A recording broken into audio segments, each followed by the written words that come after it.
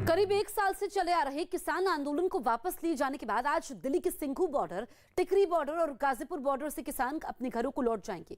आंदोलन खत्म होने के बाद ये सभी किसान 13 दिसंबर को स्वर्ण मंदिर में माथा टेकने जाएंगे। किसान आंदोलन खत्म होने के बाद 15 दिसंबर से हरियाणा के सभी टोल प्लाजा भी खोल दिए जाएंगे। संयुक्त किसान मोर्चा ने 15 जनवरी को एक बैठक कर आंदोलन पर आगे की रणनीति की समीक्षा करने का ऐलान किया है। किसान आंदोलन के दौरान ये जगह एक शहर सा बन गया था, जहां पर चलती फिरती दुकानें भी थीं और रहने के लिए झोपड़ियां भी बन गई थीं। अब ये शहर सिमट रहा है, लेकिन यहाँ के लोगों का कहना है कि अगर ज़रूरत पड़ी तो वो दोबारा यहाँ आकर अपना शहर फिर से बसा सकते हैं। किसान आंदोलन के खत्म करने के ऐलान के बाद दिल्ली के अलग अलग बॉर्डरों पर तंबुओं को उखाड़ने का काम जारी है। केंद्र सरकार से लिखित भरोसा मिलते ही एक दिन पहले किसानों ने आंदोलन खत्म करने की घोषणा कर दी थी, जिसके बाद पिछले एक साल से दिल्ली की सीमाओं पर आंदोलन कर रहे किसान अपने अपने घरों को लौटने की तैयारी करने लगे। सिंघू बॉर्डर से सामने आई तस्वीर में किसान उन तंबुओं को उखाड़ते दिखे जिनमें वो कई महीनों से बैठे थे। वहां एक दो नहीं बल्कि कई टेंट दिखाई दिए, जिन्हें हटाने में किसानों को काफी वक्त भी लगा। इस दौरान उनके चेहरे पर अपने घर जाने की भी खुशी साफ झलकी। खुशी में जाएंगे, पूरे फुल परछाए के लोग ऐसे खड़े हैं, राह में लंगर इतना लगा दिया। इस बीच कांग्रेस ने इसे किसानों की ऐतिहासिक जीत बताया और सरकार से उनकी मांगें जल्द पूरा करने की अपील की। ये उम्मीद रखते हैं सरकार से कि जितनी भी मांगे सरकार ने मानी है आज लिखित रूप से, उन सभी मांगों को सरकार अमली जामा जल्दी पहनाने का काम करेगी। वहीं सिंघू बॉर्डर पर किसान अपना बोरिया बिस्तर समेटने के बाद उसे ट्रकों के जरिए वहां से हटाते दिखे और आंदोलन वाली जगहों को खाली करने का यह सिलसिला दिन भर जारी रहा। इसी तरह की तस्वीरें दिल्ली के दूसरे बॉर्डरों से भी सामने आई, जिनमें टीकरी बॉर्डर भी शामिल रहा, जिसे खाली करने के लिए किसान अपने तंबुओं को हटाते दिखाई दिए। वहां भी किसानों को इस काम में कड़ी मेहनत करनी पड़ी। दिन भर वो एक एक तंबू को उखाड़ते और फिर उसे ट्रक में रखते नजर आए। एक तरफ जहां वो टेंट हटाने में व्यस्त रहे, वहीं दूसरी तरफ उनके खाने पीने का भी इंतजाम होता रहा। घर लौटने की खुशी में कुछ किसान तो वहां नाचने भी लगे। पंजाब, हरियाणा, राजस्थान, यूपी का सारा भाईचारा इकट्ठा होके जब ये जीत की खुशी है। हालांकि दिल्ली की सीमाओं को पूरी तरह खाली करने में अभी 1-2 दिन का और वक्त लग सकता है। आंदोलन वापसी के ऐलान के बाद आंदोलन वाली जगह पर चल रहा लंगर भी बंद हो जाएगा। लंगर चला रहे लोगों का कहना है कि किसानों की वापसी के बाद वो भी चले जाएंगे। यही नहीं, आंदोलन के लिए पंजाब आए कुछ परिवारों ने भी वापस लौटने की तैयारी शुरू कर दी है। हम इस वक्त गुरु का लंगर यहाँ पर है, सिंघू बॉर्डर में ये लंगर लगाया गया है, वहाँ पर हम आए हैं और हमारे साथ बात करने के लिए यहाँ पे जो ऑर्गेनाइज़र है, जो इस पूरे लंगर को चलाते थे और वहाँ काम कर रहे हैं, उनसे बात करना चाहते हैं। क्या आपका क्या नाम है? परमजीत सिंह, नवांशहर से। परमजीत सिंह, आप जी कहाँ से आए हैं, किस जगह से आप हैं? नवांशहर से, जिला नवांशहर, पंजाब से आए हैं। अमृतसर पंजाब से आए हैं। नवा शहर पंजाब के रहने वाले हैं। तो कब से आप यहाँ पर आए हैं और कब से ये सब चल रहा है? यहाँ 26 नवंबर से 2020 से आए हुए हैं जी। उधर का ये लंगर चल रहा है, देर रात चल रहा है। अच्छा, तो कितने लोगों को एक साल से आप लगातार यहाँ लंगर में काम कर रहे हैं, कितने लोगों को आपको अंदाजा कि खाना खिलाया गया होगा? लाखों लोग लंगर छक रहे हैं, दिन रात 24 घंटे लंगर चल रहा है, जब मर्जी आ जाए। क्या आप लोग दिन भर में कितनी वक्त खाने का इंतज़ाम यहाँ लोगों के लिए करते हैं? हमारे इस लंगर जी संत बाबा मान सिंह जी भेवे वाले और संत बाबा मोहन सिंह जी लंगर वाले की तरफ से है। और जिस टाइम के आन के यहाँ पर बैठे हैं 24 घंटे लंगर चलता है, पूरे 24 घंटे लंगर और 24 घंटे चाय और बदाना। तो कितने टाइम में, हर वक्त कभी भी कोई आए उसको खाना चाहे रात को 2 बजे भी आए तभी मिलेगा खाना। हमारे कहीं से खाना नहीं मिलता था ना, तो लोगों को पता था भी यहाँ से खाना मिलेगा। लोगों को यहाँ पर भेजते थे भी संत बाबा मान सिंह पे वाले के लंगरों में चले जाओ, उधर से खाना आपको मिलेगा। तो कितना आपको लगता है कि अंदाज़ा होगा कितने लोगों को आप लोगों ने खाना खिलाया होगा? क्योंकि जो जिस तरह से सामान का इस्तेमाल हुआ होगा उससे एक अंदाज़ा लग सकता है। अंदाजे लिमिट से बाहर है, कोई लिमिट ही नहीं है। जितना खाना खवा चुके हैं कोई लिमिट नहीं इनकी। सबको तोड़ के ना जिस टाइम सब खाली हो जाएंगे फिर ये लंगर हमारा फिर बंद होएगा। क्या यादें आपकी रह जाएंगी यहाँ से, जब आप एक साल लगातार यहाँ रहना बहुत बड़ी बात होती है, लोगों से जुड़ाव हो गया होगा, अब कैसे किस तरह की फीलिंग्स आ रही है कि अब छोड़ के जाना होगा? अभी वो लग तो रहा है, अभी एक साल जहाँ पर गुजरा है, हमारे को जाएंगे कैसे जाएंगे, जैसे फिर जात तो आएगी, तो ये तो जात बनी रहेगी हमारी।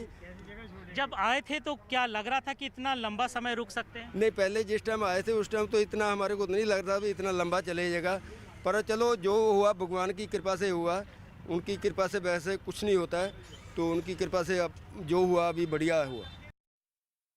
ये एक लंगर है जहाँ पर हम आए हैं इस वक्त सिंघू बॉर्डर में। ये किचन है जहाँ पे खाना बनता था और ऐसा बताया जा रहा है कि पिछले एक साल से लगातार 24 घंटे लोगों को खाना दिया जा रहा है। उसके लिए क्या इंतज़ाम है वो देखिए, कोई मामूली लंगर नहीं है। इसमें एक तरफ जहां सिलेंडर का आप देख सकते हैं, गैस का सिलेंडर है जिसमें एलपीजी जो नॉर्मल गैस होता है वो भी लगा है, जिससे मशीनें चल रही हैं। लेकिन उसके साथ साथ जो एक ख़ास चीज़ मुझे दिखी वो हम आपको दिखाना चाहेंगे कि ये जो एक चूल्हा है ये डीजल से चलता है। इसके लिए ये मोटर लगाया गया है और डीजल से ये मोटर चलता है। और उसके बाद ये जो 2 भट्टी लगी है या 2 चूल्हा है जिस पे खाना बनता है, और इस पर बात करने हमसे हमें बताएंगे इस पूरे किचन के बारे में। क्या नाम है आपका? अमरीक सिंह जी।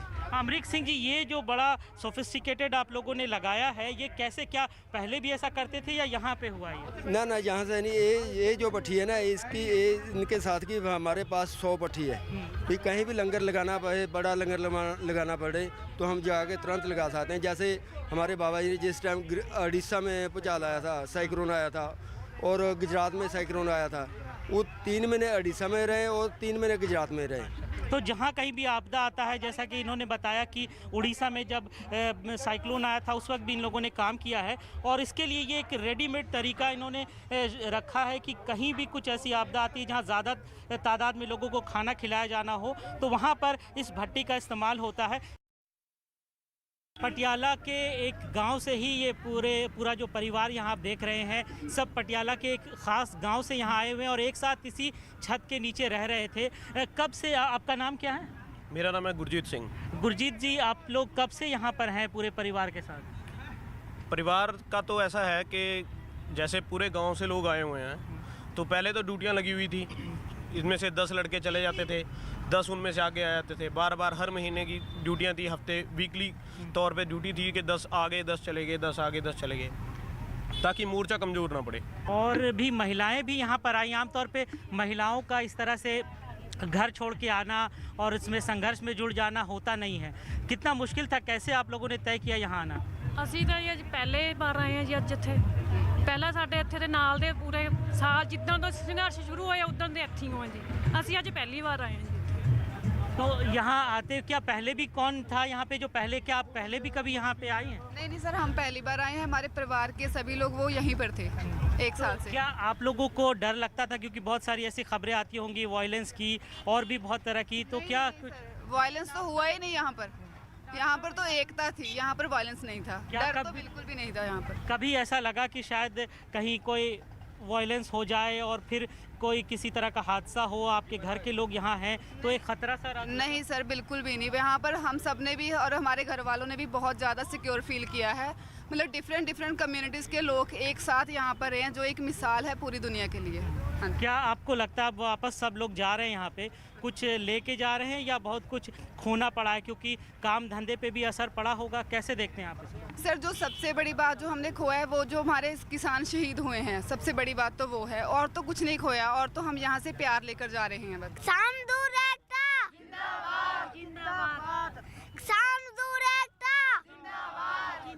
ये कहाँ से सीखा, आपको कैसे पता चला? पापा ने सिखाया है। आपका नाम क्या है? आशीष कौर। आशीष कौर, आप पढ़ती भी हैं, स्कूल जाती हैं? यस। क्या सरकार के फैसले से खुश है अब आप लोग?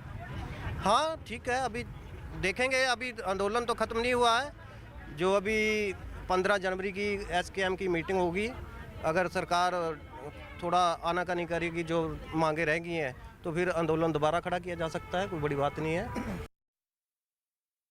पूरे परिवार को लेके आना, अकेले आना अलग बात होती, पूरे परिवार को यहाँ लेके आ जाना कितना मुश्किल था? क्योंकि मेरा गुरु गोविंद सिंह ही पूरा परिवार लेके आया था, तो मैं पीछे कैसे रह सकता हूँ? मैं उसका सिख हूँ। सिख का मतलब गुरु के पद चरणों पे चलना। सोच लिए परिवार लेकर आया मैं। तो पिछले एक साल में क्या ऐसी यादें हैं जो यहाँ से लेकर आप जाएंगे? संघर्ष करना मेरा शौक़ है, मेरे गुरु का शौक़ था, मेरा भी शौक़ है। और यही मुझे मिला, इसको मैं डीक रहा था। मैंने 2 जॉब नहीं छोड़ी कि संघर्ष करना है, और 60 साल के पहले मुझे ये संघर्ष मिल गया। मैंने रिपीट किया पंजाब के और सिख की हिस्ट्री को कि इस देश के लिए पंजाब और सिख लड़े, अंग्रेज़ों के ख़िलाफ़, मुग़लों के ख़िलाफ़, और जीता। 500 साल से हम लड़ रहे हैं और देश को हर समय हमने आज़ादी दिलाई और आज भी आज़ादी दिलाई है। पूरे परिवार को लेके आना, अकेले आना अलग बात होती, पूरे परिवार को यहाँ लेके आ जाना कितना मुश्किल था? क्योंकि मेरा गुरु गोबिंद सिंह जी पूरा परिवार लेके आया था, तो मैं पीछे कैसे रह सकता हूँ? मैं उसका सिख हूँ। सिख का मतलब गुरु के पद चरणों पे चलना। सोचने परिवार लेकर आया मैं। तो पिछले एक साल में क्या ऐसी यादें हैं जो यहाँ से लेकर आप जाएंगे? संघर्ष करना मेरा शौक़ है, मेरे गुरु का शौक़ था, मेरा भी शौक़ है। और यही मुझे मिला, इसको मैं डीक रहा था। मैंने 2 जॉब नहीं छोड़ी कि संघर्ष करना है, और 60 साल के पहले मुझे ये संघर्ष मिल गया। मैंने रिपीट किया पंजाब के और सिख की हिस्ट्री को कि इस देश के लिए पंजाब और सिख लड़े, अंग्रेज़ों के ख़िलाफ़, मुग़लों के ख़िलाफ़, और जीता। 500 साल से हम लड़ रहे हैं और देश को हर समय हमने आज़ादी दिलाई और आज भी आज़ादी दिलाई है, आर्थिक आज़ादी। तो आपका परिवार कैसे चल रहा था? खाना पीना, रोज़गार, पैसा कैसे आ रहा था? देखो, रोज़गार हमारा, पीछे जो लोग काम कर रहे थे वो फसल काट रहे थे, वो बो रहे थे, उन्होंने काम किया। लोगों ने, मेरे पंजाब के, मेरे गांव के मेरे किसान थे, जो हरप्रीत संधू भी था और भी लोग थे, जगरूप सिंह, जहाँ और भी गाँव के लोग थे। तो आप शायद इनकी पत्नी हैं, तो आप भी यहाँ साथ में रह रही हैं, आप कुछ बीमार लग रही हैं, ये क्या हुआ आपको? पहले तो मैं बिल्कुल ठीक ठाक सी, अब 1 वीक हो गया, उदों ਦਾ ਮੈਨੂੰ ਫੀਵਰ ਹੋਇਆ, ਸ਼ਿਵਰਿੰਗ ਲੱਗ ਕੇ ਸ਼ਾਇਦ ਡੇਂਗੂ ਬਣ ਗਿਆ, तो मैं ट्रीटमेंट करवा रही हाँ, तो पहले से बेटर हैगा। तो ਬਿਮਾਰੀਆਂ ਦੀ ਤਾਂ ਕੋਈ ਗੱਲ ਨਹੀਂ ਆ, ਸਿੱਖ ਤੇ ਸੀਸ ਵੀ ਦੀ ਲੋੜ ਪਏ ਤੇ ਸੀਸ ਵੀ ਦੇ ਸਕਦੇ ਆ, ਇਹ ਤਾਂ ਕੁਝ ਵੀ ਨਹੀਂਗਾ। ये हैं जिनको डेंगू हो गया है, लेकिन इसके बावजूद ये यहाँ पर इस पूरे संघर्ष में मौजूद हैं, और इनका कहना है कि अभी तो ये घर जा रहे हैं, लेकिन अगर ज़रूरत पड़ी तो ये लोग दोबारा भी यहाँ पर आ सकते हैं। किसान आंदोलन खत्म होने के ऐलान से एक तरफ वो लोग खुश हैं जो दिल्ली बॉर्डर के आसपास रहते हैं और काम के सिलसिले में उन्हें रोजाना दिल्ली आना जाना पड़ता है, जबकि इस ऐलान से सिंघू बॉर्डर पर दुकान चला रहे कई लोगों को दुकान बंद होने की चिंता सता रही है। ये जो पूरा यहाँ पर आंदोलन चल रहा है पिछले 1 साल से, आप कब से यहाँ पर जुड़े हैं? यहाँ पे शुरू से ही आ गए थे आंदोलन में। ये 26 तारीख आ जाएगी, इसको 13 महीने हो जाएंगे। तो आप ये जो है, ये क्या है, इसमें क्या करते हैं आप? ये क्या है? ये आँखों में दवाई डालते हैं, सेवा करते हैं लोगों की। तो ये आँखों की दवाई है, जो लोग यहाँ पे आंदोलन में आए हुए हैं वो आके आपसे ये दवा लेते थे अगर आँख में प्रॉब्लम होती हो तो? हाँ, दवाई डालते हैं, फिर किससे पैसे लेते, सेवा करते हैं। तो कितने लोग आमतौर पे रोज़ाना आपके पास आते थे? बहुत आदमी आते हैं यहाँ पे, कम तो 20-30 आदमी, 100 आदमी भी आ जाते हैं, बहुत आदमी आते हैं। हम तो सेवा करते हैं, आँख में डालते हैं, लोगों की सेवा करते हैं। तो आपका यहाँ सुबह से शाम तक आप रहते हैं या 24 घंटे? शाम तक रहते हैं। तो आपका खाना पीना क्या यहीं पे लंगर में आप खाते? घर से ले आते हैं, घर से ले आते हैं अपना। पंजाब के अमृतसर में स्वास्थ्य मंत्री ओपी सोनी के घर के बाहर जंग का मैदान बन गया। नेशनल हेल्थ मिशन से जुड़े हजारों लोग तनख्वाह बढ़ाने की मांग लेकर उनके घर के सामने पहुंच गए, जहां उनका सामना पुलिस वालों से हो गया। बैरिकेड लगाकर पहले से पुलिस वाले तैनात थे, जिनसे प्रदर्शनकारियों की धक्का मुक्की शुरू हो गई। धक्का मुक्की भी ऐसी कि बैरिकेड का एक सिरा पुलिस वालों के हाथ में और दूसरा प्रदर्शनकारियों के हाथ में दिखने लगा। कभी पुलिस वाले आगे बढ़ते दिखने लगे, कभी प्रदर्शनकारी पुलिस वालों को धकेलते दिखने लगे। धक्का मुक्की में एक पुलिस वाला तो जमीन पर गिर गया, हालांकि उसे ज्यादा चोट नहीं आई। आखिरकार प्रदर्शनकारियों ने दम लगाया तो बैरिकेडिंग टूट गई और वो आगे बढ़ गए, लेकिन उससे ज्यादा मजबूत एक और बैरिकेडिंग पहले से लगा दी गई थी। लंबे समय से राष्ट्रीय स्वास्थ्य मिशन से जुड़े स्वास्थ्य कर्मी सरकार से तनख्वाह बढ़ाने की मांग कर रहे हैं। बार बार की बैठकों से भी जब नतीजा नहीं निकला तो उन्होंने सड़कों पर उतरकर आंदोलन शुरू कर दिया। काले झंडे लेकर हजारों लोग सड़कों पर उतर आए। प्रदर्शन में शामिल कुछ लोग तो पीपीई किट पहनकर पहुंचे। हम नेशनल हेल्थ मिशन के एम्प्लॉयज हैं कि जो 12,000 के करीब मुलाजिम है, हमारा एम्प्लॉयज हैं, जो बहुत ही 10-10, 15-15 हज़ार की तनख्वाह पे काम कर रहे हैं। अपने रोष प्रगट करने के लिए सानू महीना हो गया, हेल्थ मिनिस्टर साहब साडी सुनते नहीं, सानू सुनते नहीं। प्रदर्शनकारियों ने दावा किया कि अगर उनकी मांगें नहीं मानी गईं तो आंदोलन और तेज किया जाएगा। इस वक्त की बड़ी खबर आपको बता दें, भारतीय सेना 1971 की जंग की जीत के 50 साल का जश्न स्वर्णिम विजय वर्ष के तौर पर मना रही है। 12 दिसंबर से 14 दिसंबर तक इंडिया गेट पर स्वर्णिम विजय पर्व कार्यक्रम का आयोजन किया गया है। इस कार्यक्रम की शुरुआत रक्षा मंत्री राजनाथ सिंह 12 तारीख से करेंगे। इस मौके पर पीएम का संदेश भी प्रसारित होगा। इस कार्यक्रम में 1971 की जंग में इस्तेमाल किए गए हथियारों की प्रदर्शनी, ट्राई सर्विस बैंड और अन्य कार्यक्रम का आयोजन किया जा रहा है। 14 दिसंबर को पीएम इस विजय पर्व को देखने पहुंचेंगे। वहां पीएम पूर्व सैनिकों से भी मुलाकात करेंगे। 16 दिसंबर को विजय दिवस के मौके पर PM Narendra Modi war memorial में शहीदों को श्रद्धांजलि देंगे। पहले ये कार्यक्रम की शुरुआत 11 दिसंबर से होनी थी, लेकिन सीडीएस के अचानक निधन के चलते इस कार्यक्रम को एक दिन के लिए टाल दिया गया। संदीप बोल हमारे सहयोगी फोन लाइन पर मौजूद है। संदीप, ये जो जश्न है इसको विजय दिवस के तौर पर मनाया जाएगा, क्या क्या कार्यक्रम होने वाला है? देखिए, 50 साल जो हो रहे हैं 1971 की जंग की जीत का जश्न जो है वो स्वर्णिम विजय वर्ष के तौर पर मनाया गया। पूरे साल भर जो है ये जश्न चला। अलग अलग लोकेशंस पर जो है मशालें लेके जाई गई यहाँ से।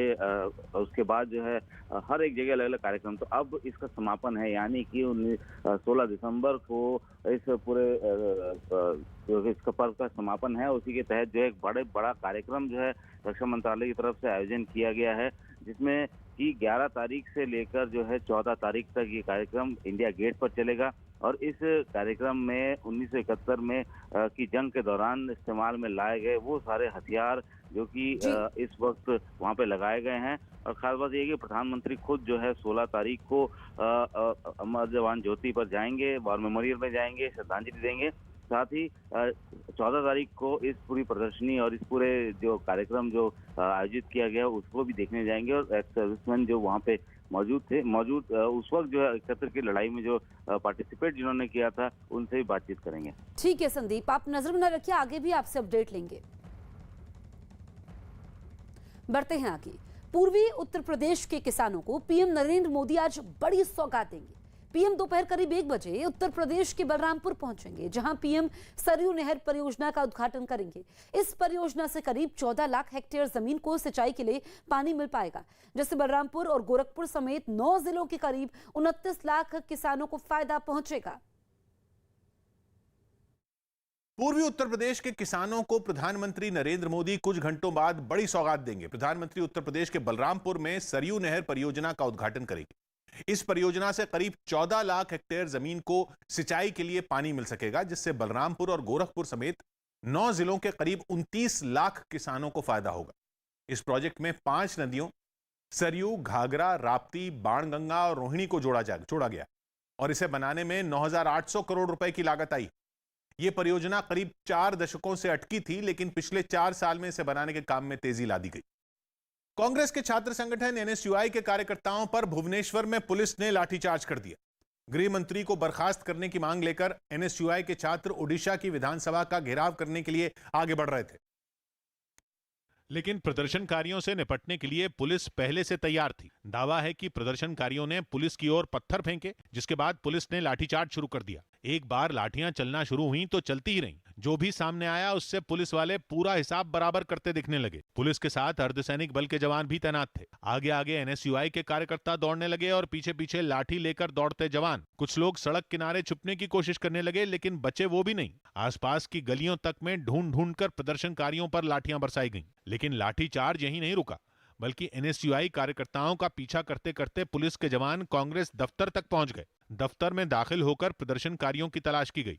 दफ्तर में लगे एक टैंक में भी पुलिस के जवानों ने घुसकर तलाशी ली, जिसका कांग्रेस ने विरोध भी किया। कांग्रेस के छात्र संगठन का यह प्रदर्शन ममिता मेहर हत्याकांड से जुड़ा है, जिस पर राज्य में कई दिनों से हंगामा मचा है। विपक्ष ओडिशा के गृह राज्य मंत्री पर ममिता मेहर नाम की एक टीचर की हत्या के आरोपी को बचाने का आरोप लगा रहा है, जिसके विरोध में बीजेपी और कांग्रेस नवीन पटनायक सरकार को घेरने में लगे हैं। इसी मुद्दे पर एनएसयूआई ने विधानसभा के घेराव की कोशिश की और सड़कों पर जख्मी एनएसयूआई कार्यकर्ता दिखने लगे। एक बुरी तरह से जख्मी युवक को तो पुलिस वाले खुद ले जाते हुए दिखे, जबकि एक लड़के के सिर में चोट लगने के बाद उसे उसके साथी बचाकर ले जाते हुए दिखाई दिए। आरोप है कि प्रदर्शनकारियों ने पुलिस वालों पर अंडे और टमाटर फेंके। सड़क पर कुछ अंडे और टमाटर गिरे हुए भी दिखाई दिए। दूसरी तरफ वीडियो में कुछ प्रदर्शनकारी पुलिस वालों की तरफ कुछ फेंकते हुए भी दिखे। लेकिन कांग्रेस का आरोप है कि उनका प्रदर्शन तो शांतिपूर्ण था, लेकिन फिर भी पुलिस ने उनकी आवाज दबाने के लिए लाठीचार्ज कर दिया। इसी का विरोध करने के लिए बाद में कई प्रदर्शनकारी सड़क पर ही बैठ गए,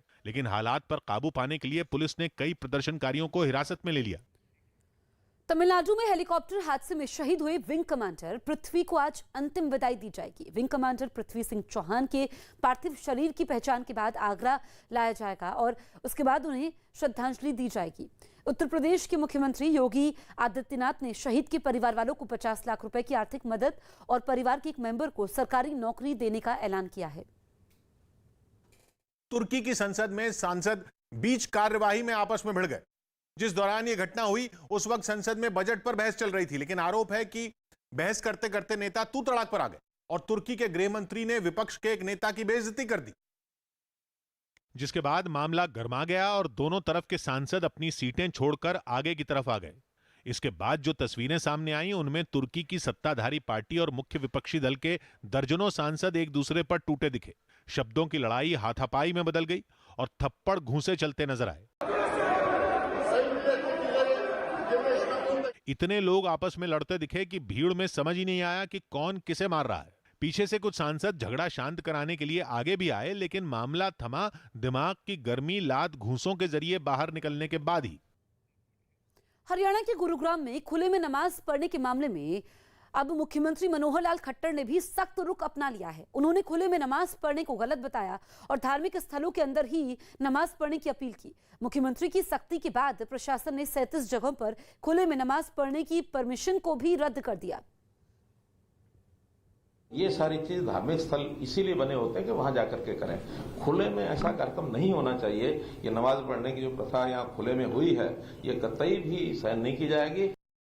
यूपी के कानपुर में एक बच्चे को गोद में लिए शख्स को पीटने के आरोपी इंस्पेक्टर पर कार्रवाई हुई और उसे निलंबित कर दिया गया।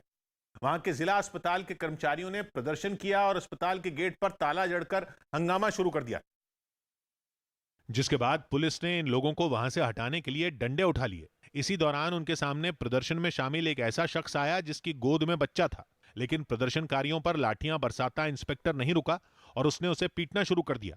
पुलिस के डंडे खा रहा शख्स चीखता रहा कि बच्चे को चोट लग जाएगी, लेकिन पुलिस वाले के कान पर जूं तक नहीं रेंगी।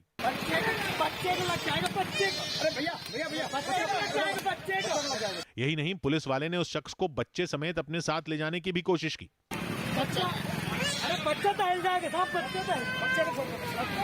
लेकिन इस कोशिश में खींचतान शुरू हो गई। बच्चा भी रोने लगा, लेकिन पुलिस वालों ने इस बात की परवाह तक नहीं की और उस शख्स को बच्चे समेत खींचने लगे।